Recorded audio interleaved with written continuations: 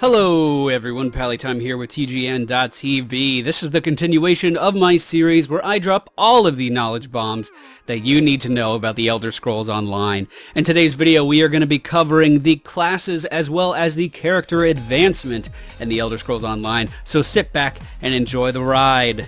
Classes in the Elder Scrolls Online is going to work very differently from the class systems in most other MMOs. One of the main key features seems to be that there is a great degree of customization.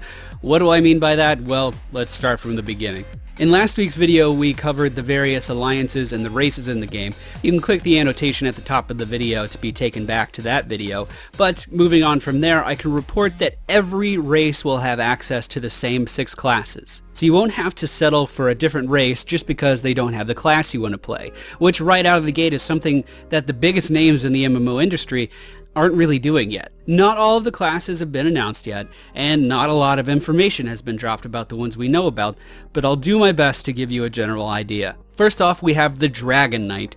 The Dragon Knight is an offensive warrior with many controlling abilities.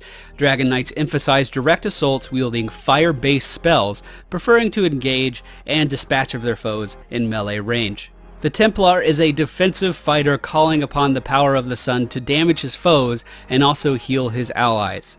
Templars are far less offensive than Dragon Knights, but have additional tools that are useful for survival for both themselves and their allies. Sorcerers are offensive magicka wielders channeling elemental attacks to destroy their foes.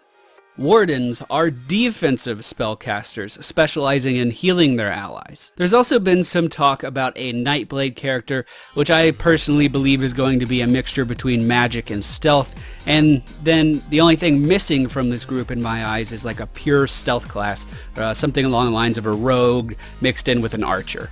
Now that you know about the classes, please forget everything you know about the classes. Classes are a starting point in the Elder Scrolls Online. They are a means to the end. They do not define your character. I like to think about them a lot like the characters in Dark Souls, but that just may be a sign that I play too much Dark Souls. Basically, yes, you may start as a sorcerer, but there's nothing in the world stopping you from throwing on some heavy armor with a huge melee weapon and running straight into battle. They want you to be able to define your own playstyle no matter what class you pick. Perks are going to exist in the Elder Scrolls Online, which shouldn't be a surprise to anyone who's played any other Elder Scrolls games. These perks will, quote, provide substantial benefit and be pivotal in character development and growth, end quote. Basically, think of them as talents from any other MMO. As you level up in the Elder Scrolls Online, you can place points into 3 major attributes: your health, stamina, and magicka. The placement of these points is going to unlock additional passive perks, which allows you to further customize your character's role.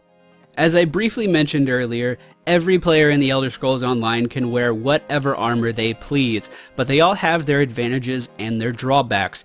Heavy armor, for instance, will increase your defenses substantially, but also be more stamina intensive to move around in, while the light armor robes will provide more magicka and magicka regen, allowing the player to use more spells effectively, but making them more susceptible to damage. I personally think that mixing and matching your armor is going to be very important in this game, but I also kind of love the idea of wearing some plate mail with some robes thrown in. On top of that, any class can use any weapon that they please. Each weapon is going to have different uses in a combat situation. For instance, there are of course shields and swords for those who want to run in and get in that close quarters combat, but there's also staves that have restorative properties for those who are more healing minded.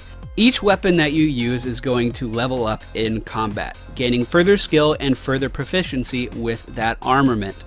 All weapons will require practice to master, but mastering a weapon can unlock additional alternative melee attacks that can be slotted for use in combat. On top of this, you have to keep in mind that you're going to be able to mix and match spells as you see fit. Think along the lines of the Diablo 3 system. I know it's scary to mention Diablo 3, okay? But the idea is that you prepare. Thanks for watching! If you're ready to take action, click the link in the description below this video now!